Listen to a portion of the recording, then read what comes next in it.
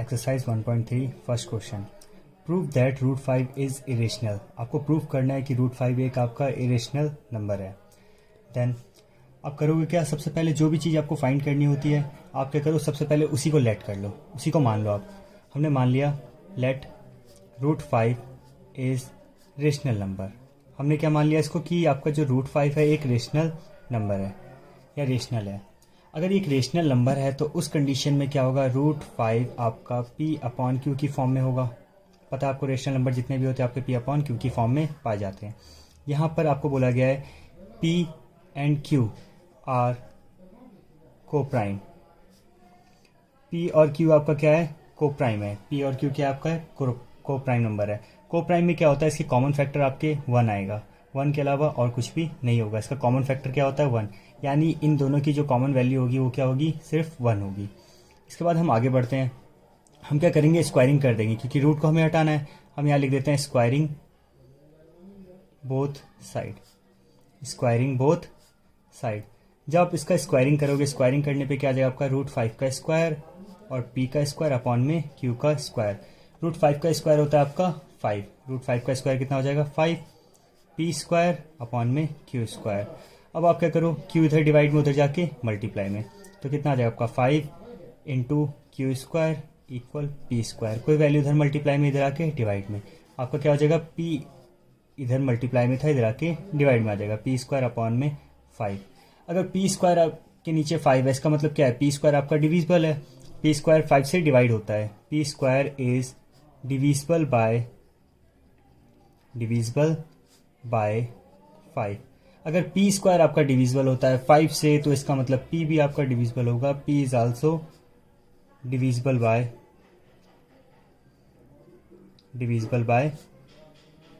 5।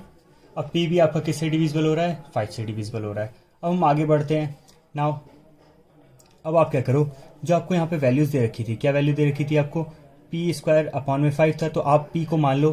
P को हमने let कर लिया, let P equal to 5R। P किसके बराबर है आपका, 5R के बराबर है। अब क्या करो, आप वैल्यू पुट कर दो। ये इक्वेशन मान लो फर्स्ट है आपकी, इक्वेशन फर्स्ट में आप वैल्यू को पुट कर दो तो क्या आ जाएगा आपका, क्यू स्क्वायर इक्वल टू में पी की जगह हम क्या पुट कर देंगे, 5R का स्क्वायर अपॉन में 5। ये वैल्यू आ गई आपके पास।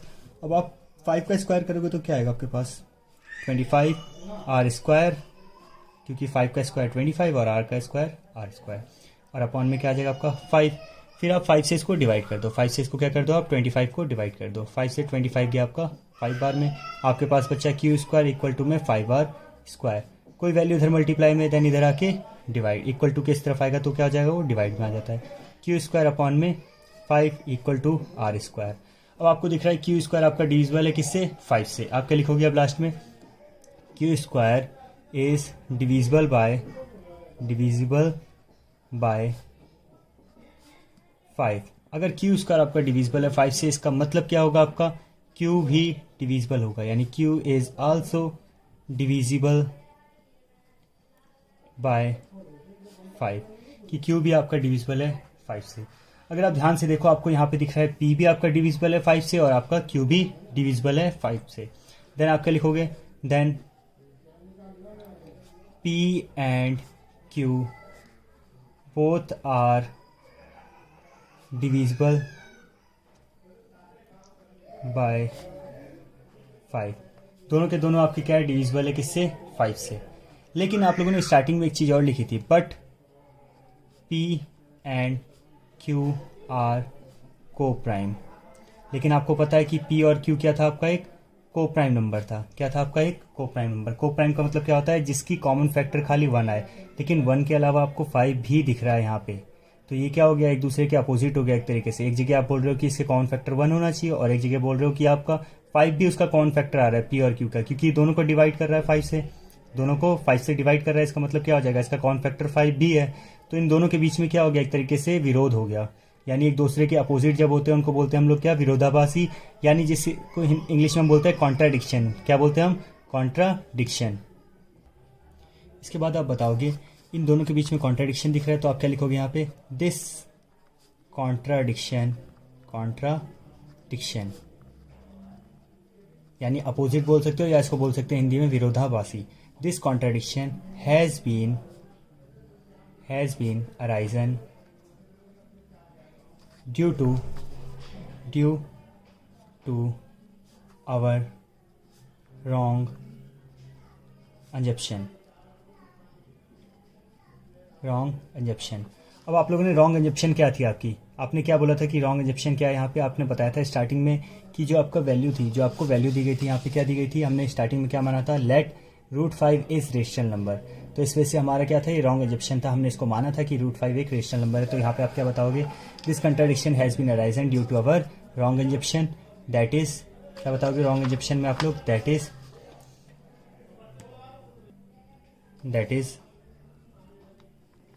√5 is rational number. So √5 is irrational.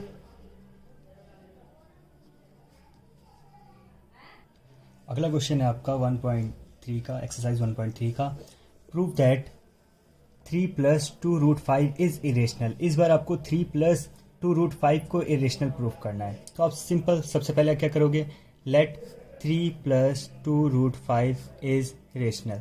आपने मान लिया कि आपका क्या था, एक रेशनल नंबर है।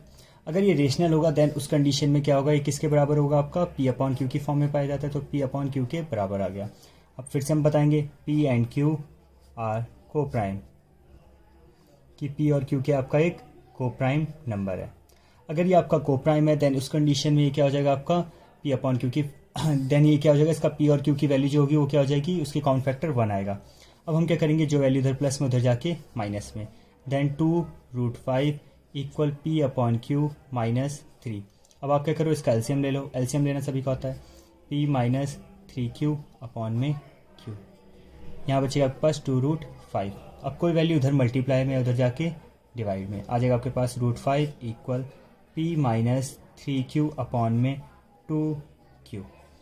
अब आपके पास वैल्यूज़ देखो, अगर आप इक्वल टू में वैल्यूज़ देखो, आपको क्या क्या दिख रहा है, यहाँ पे P दिख रहा है सबसे पहले, तो 2, 3, P and Q are integers. ये सारे के सारे आपके क्या थे, एक इंटीजर्स है।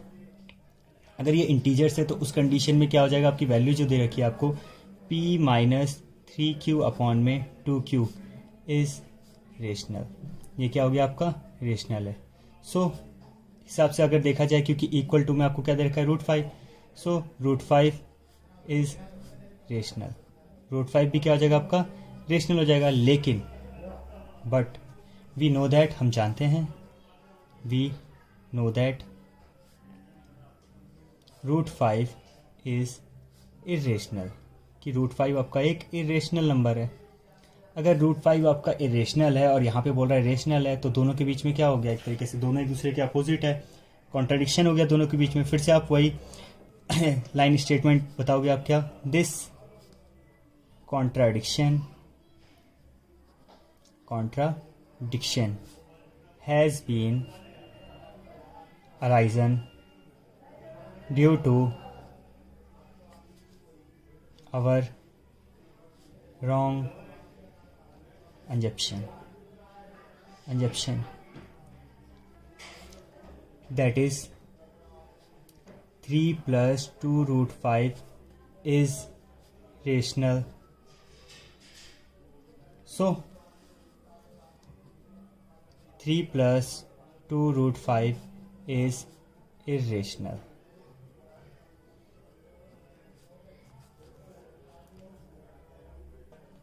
अब हमारा क्वेश्चन नंबर 3 है, prove that following are irrational. आपको प्रूव करना है कि जो वैल्यूज दी गई है वो आपके इरेशनल है। जैसे सबसे पहला पार्ट आपको दिया गया है 1/√2, आपको प्रूव करना है कि ये एक आपका इरेशनल नंबर है।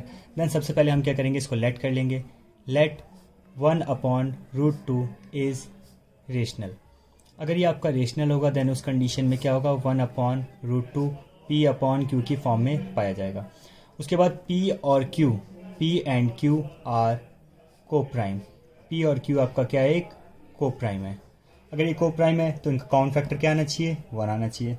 फिर हम आगे बढ़ते हैं, यहाँ पे आपको क्या बोला गया, अब कोई वैल्यू यहाँ पे √2 अपॉन में है, हम क्या करेंगे, अगर इसका रेसिप्रोकल करते हैं तो दोनों साइड हमें रेसिप्रोकल करना पड़ेगा, √2/1 हो जाएगा और यहाँ पे क्या आ जाएगा आपका P/Q आ जाएगा। अब सॉरी, यहाँ पे क्या आ जाएगा आपका क्यू अपॉन में पी आ जाएगा, यहाँ पे भी रेसिप्रोकल हो जाएगा, क्यू आपका ऊपर चले जाएगा और क्यू नीचे आ जाएगा। क्लियर। फिर हम आगे बढ़ते हैं।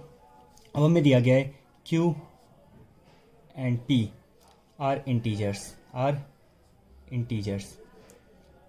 Q and P R integers. अगर ये इंटीजर्स है तो उस कंडीशन में क्या आ जाएगा, Q upon P is rational, P upon Q क्या आपका, सॉरी क्यू अपॉन पी क्या आपका रेशनल है।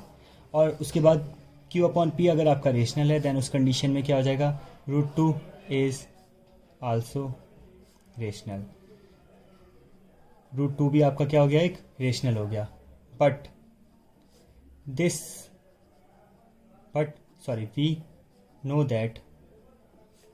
we know that √2 is irrational। हमें पता है कि √2 क्या आपका एक इरेशनल है। अब दोनों जगह क्या हो गया, कंट्राडिक्शन हो गया। एक जगह बोल रहा है इरेशनल है और दूसरी जगह बोल रहा है इरेशनल है, दोनों एक दूसरे के अपोजिट है, तो यहाँ पे क्या हो गया आपका कॉन्ट्राडिक्शन हो गया। अब आप बताओगे this contradiction has been arisen, this contradiction has been arisen due to our wrong assumption,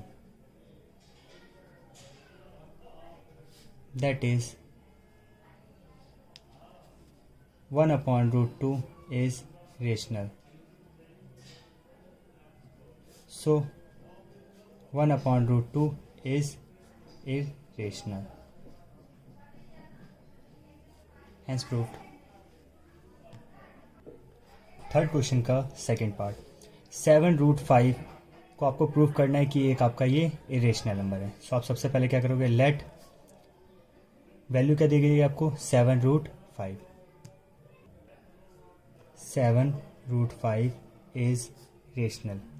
सबसे पहले आपने लेट कर लिया कि ये क्या आपका एक रेशनल है। रेशनल होगा तो उस कंडीशन में क्या आएगा, 7√5 आपका पी अपॉन क्यू की फॉर्म में पाया जाएगा। पी एंड क्यू आर को प्राइम, ये आपके को प्राइम नंबर्स हैं। अगर ये आपके को प्राइम नंबर्स है देन उस कंडीशन में कोई वैल्यू उधर मल्टीप्लाई में उधर आके डिवाइड में, इक्वल टू किस तरह जाएगी तो डिवाइड में आ जाएगी, पी अपॉन क्यू और ये 7 आपका डिवाइड में आ गया। देन आपको दिख रहा है यहाँ पे 7 P and Q R integers, ये सारे के सारे आपके क्या है, इंटीजर्स है। देन उस कंडीशन में p upon 7q is rational, ये आपका एक रेशनल वैल्यू हो गई, रेशनल नंबर है। सो √5 इज आल्सो रेशनल, क्योंकि आपको वैल्यू दिख रही है ये इक्वल टू में इसके, अगर ये रेशनल है तो ये भी आपका क्या होगा, रेशनल होगा। But we know that √5 is irrational, कि √5 आपका क्या है, एक इरेशनल नंबर है। अब यहाँ पे दोनों जगह कॉन्ट्राडिक्शन फिर से शुरू हो गया। यहाँ पे दिख रहा है आपको एक जगह रेशनल बता रहा है और दूसरी जगह इरेशनल है, तो दोनों क्या हो गया, एक दूसरे के अपोजिट है। यहाँ पे भी क्या हो गया आपका कॉन्ट्राडिक्शन स्टार्ट हो गया। तो आप क्या बताओगे, this contradiction has been arisen due to our wrong assumption, that is 7√5 is rational. So 7√5 is irrational.